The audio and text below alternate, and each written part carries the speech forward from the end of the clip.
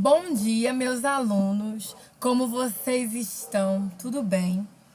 Hoje, gente, eu resolvi preparar para vocês um vídeo onde a gente fala sobre a consciência negra, que é comemorada no dia 20 de novembro, que, por sinal, sexta-feira é dia 20 de novembro, dia onde a gente vai comemorar e vivenciar em nossa live a data da consciência negra.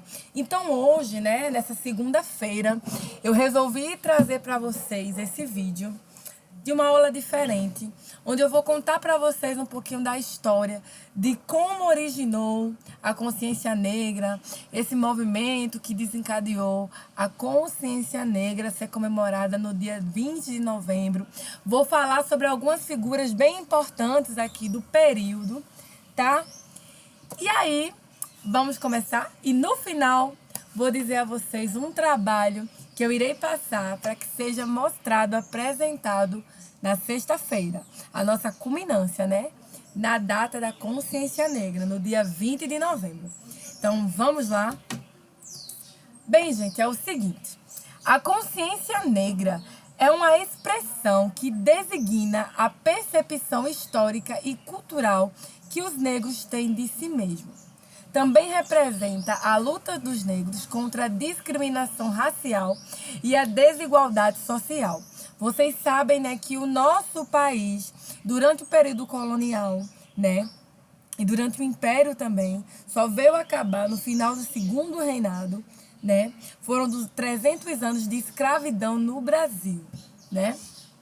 E isso deixa marcas. Dia da Consciência Negra.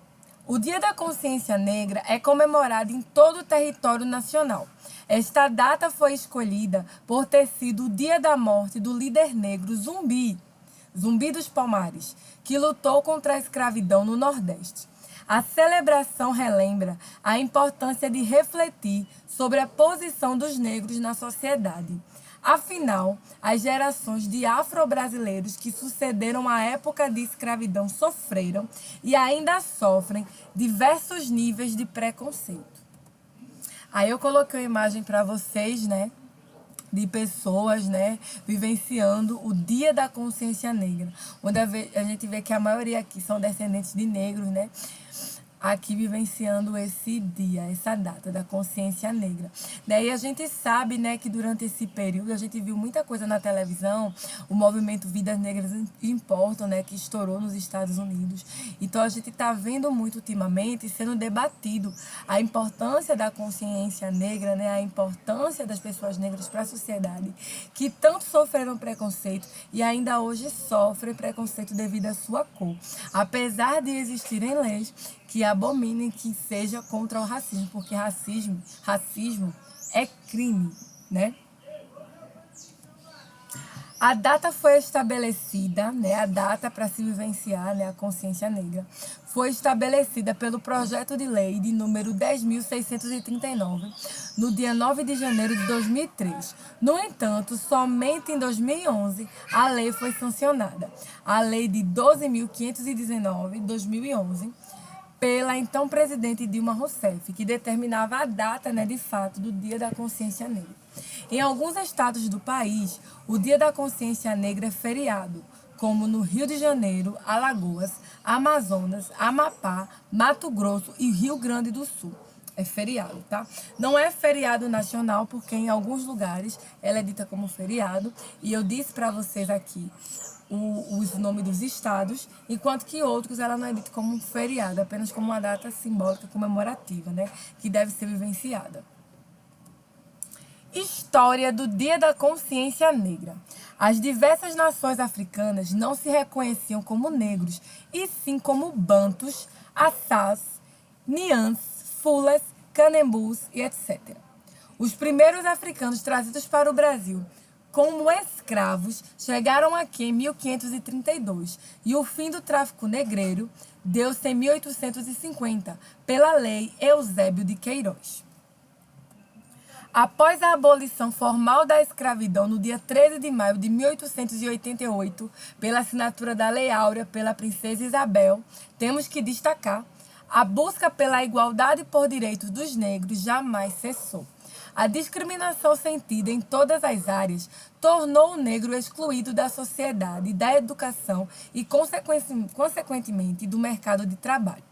Essa exclusão, através de muita luta, foi aos poucos se diminuindo e o negro foi encontrando lugar nos esportes e na arte, mas não tinha acesso à universidade, por exemplo. Isso é um claro exemplo de preconceito, de discriminação racial. Deste modo, era preciso um dia para lembrar dessa manifestação constante que os negros realizam para serem aceitos da mesma forma que os brancos no Brasil. Porque, apesar de ter tido a abolição da escravidão no Brasil, os negros ainda continuaram a serem discriminados dentro da sociedade. Apesar de serem livres, não serem mais escravos, eles ainda eram vistos como uma forma totalmente discriminatória pelos brancos. Criação do Dia da Consciência Negra. A criação de um dia comemorativo da consciência negra é uma forma de lembrar a importância de valorizar um povo que contribuiu para o desenvolvimento da cultura brasileira. No dia 9 de janeiro de 2003, a Lei Federal instituiu o Dia Nacional da Consciência Negra no calendário escolar. Desta maneira, o ensino da cultura afro-brasileira passou a fazer parte do currículo escolar em todo o país. Durante o período de novembro, diversas atividades e projetos são realizados nas escolas de todo o país para comemorar a luta dos afrodescendentes. Além disso, tem o intuito de conscientizar a população para a importância desse povo na formação social, histórica e cultural de nosso país. Zumbi dos Palmares e a Consciência Negra. Zumbi, o grande líder do Quilombo dos Palmares, uma figura muito importante para o movimento de libertação dos escravos, de resistência contra a escravidão no Brasil. Zumbi nasceu no estado de Alagoas, ele já nasceu livre, era um escravo liberto, mas lutou pela liberdade de todos os escravos. Zumbi dos Palmares, nascido livre no Quilombo, povoado formado por escravos fugidos, lutou até a morte para defender seu povo contra a escravidão. Da escravidão, Zumbi só conhecia as terríveis histórias que os mais velhos estavam sempre contando. Eles lembravam a morte no porão dos navios, a escuridão das senzalas, o trabalho forçado e os castigos sofridos. O Quilombo dos Palmares estava situada numa longa faixa de terra de 200 quilômetros de largura. Estava paralelo à costa, situado entre o Cabo de Santo Agostinho, em Pernambuco, e a parte norte do curso superior do Rio Francisco, hoje no estado de Alagoas. Numa das batalhas entre os colonos portugueses e o Quilombo, Zumbi foi morto, Ele foi traído, Zumbi acabou sendo morto. Como era costume na época, seu corpo ficou exposto em praça pública para servir de exemplo para que ninguém tentasse ir contra os colonizadores. Mesmo assim, seu exemplo de luta foi passando de geração e ele acabou sendo escolhido como herói para o povo negro brasileiro. Aí eu coloquei aqui para vocês algumas imagens que representam essa vivência do dia 20 de novembro, o Dia da Consciência Negra. 20 de novembro, Dia da Consciência Negra, lembrar a resistência do povo negro para avançar na luta por uma sociedade livre de toda forma de opressão.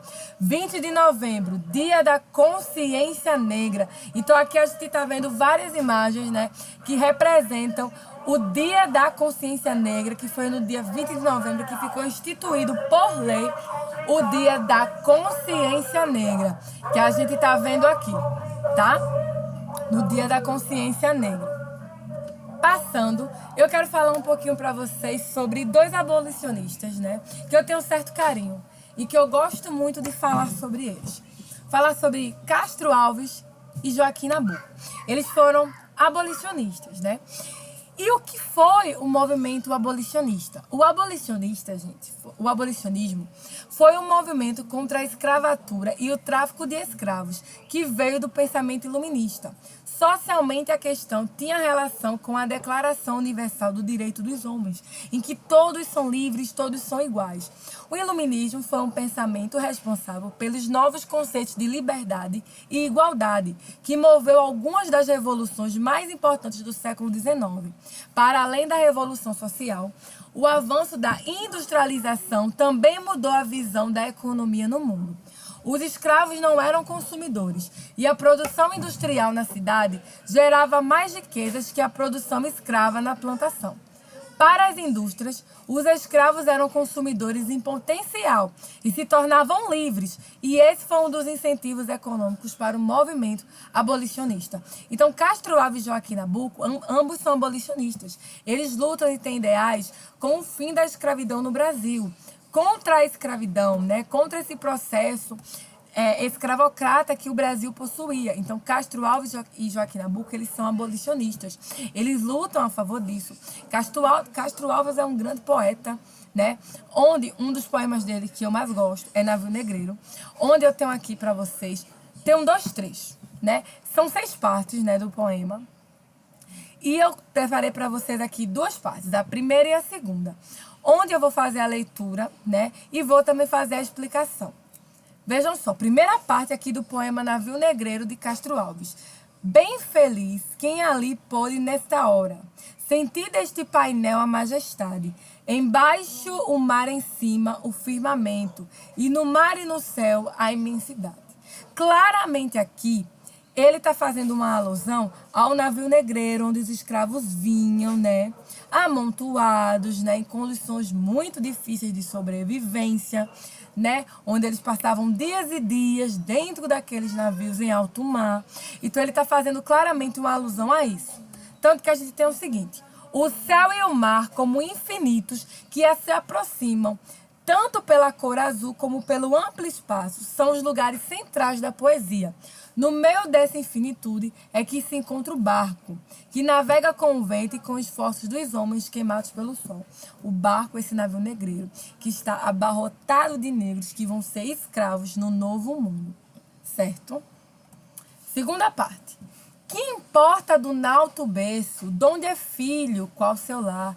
Ama a cadência do verso, que lhe ensina o velho mar. Cantai que a morte é divina. Resvala, obriga a bolina, como o golfinho veloz, presa ao mastro da mezena, saudosa bandeira acena, as vagas que deixa após.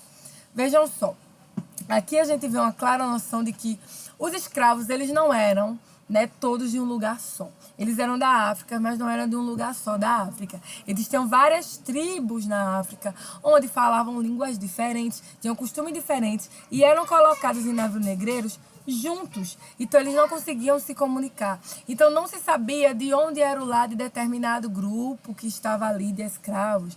Não se sabia ali o que se falava, então era difícil a comunicação.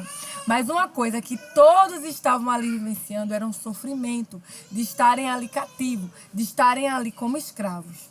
E quando ele diz as vagas que deixa após, se referem aos escravos que morriam nesse trajeto da África para o Brasil, para as colônias. O poeta começa a imaginar de que a nação é aquele barco que segue em alto mar. Mas, na realidade, isso não faz muita diferença. Todo navio no oceano é cheio de poesia e de saudades. Cada nação tem um conto diferente. Os espanhóis se lembram das belas mulheres de Andaluzia e os gregos do canto de Homero. E aqui ele faz essa relação, já que a gente está tendo aqui nações de diferentes tribos africanas, né, que estão sendo levadas para o novo mundo para serem tratadas como escravos, perdendo toda a sua liberdade. E eu trouxe esse poema porque eu gosto muito, né, do Navio Negreiro, gosto muito do poeta Castro Alves, então eu trouxe para vocês, para fazer essa rápida menção. E aí, eu coloquei uma imagem de Castro Alves e Joaquim Nabuco. Esse primeiro aqui, que eu estou apontando com uma setinha, ele é Castro Alves, tá? Esse aqui. Já esse aqui é Joaquim Nabuco. E Joaquim Nabuco é especial para mim, porque Joaquim Nabuco nasceu aqui em Recife, né? Joaquim Nabuco é pernambucano. E ele viveu durante toda a sua infância no engenho Maçangana, que fica no Cabo. E aí, gente, eu coloquei para vocês algumas imagens, né, do engenho Maçangana, que fica no Cabo, né? Antes de chegar em Porto de Galinhas, a gente tem esse engenho aqui, muito interessante, vale muito a pena visitar. Eu ainda não tive a oportunidade de ir, mas eu quero muito ir e conhecer esse engenho aqui, Maçangana. E Castro Alves, ele nasceu aqui, né, em Recife, e foi viver nesse engenho Maçangana com a sua madrinha, que era dona de escravos. E ele relata, no livro dele, É Minha Formação, onde ele relata esse período dele da infância, né, onde ele viveu nesse engenho, que ele era a única criança branca dentro de todo o engenho. Ele era a única. Então aqui eu coloquei para vocês essas imagens, tá? Do engenho Maçangana. A gente tá tendo aí capelas, a gente tá tendo aí a Casa Grande, né? A senzala, né? Aqui vocês podem ver a capela. Aqui vocês podem ver a Casa Grande, né? Onde ele morava com a madrinha dele. Aqui vocês podem ver mais ao fundo a senzala, né? Então aqui vocês podem ver a sala, né? Do engenho Maçangana, que eu trouxe para vocês, um lugar onde Joaquim Nabuco viveu durante toda a sua infância, onde ele retrata essa vivência dele, que ele era a única criança branca dentro de todo o engenho, né? Que a madrinha dele tinha muitos escravos, né? Dentro desse engenho, né? Esse engenho de açúcar, aqui em Pernambuco. E aí ele retrata isso no livro dele, Minha Formação. E acabou, gente. Acabou a apresentação. Deixa eu ver se acabou tudo aqui. Acabou. E aí, gente, eu espero que vocês tenham gostado, né, do nosso vídeo de hoje. Vou passar para vocês um trabalho onde vocês vão fazer um cartaz sobre a consciência negra para ser apresentado sexta-feira na nossa live. Então, gente, é isso. Um beijo enorme para vocês, um cheiro. E até amanhã, se Deus quiser. Beijos!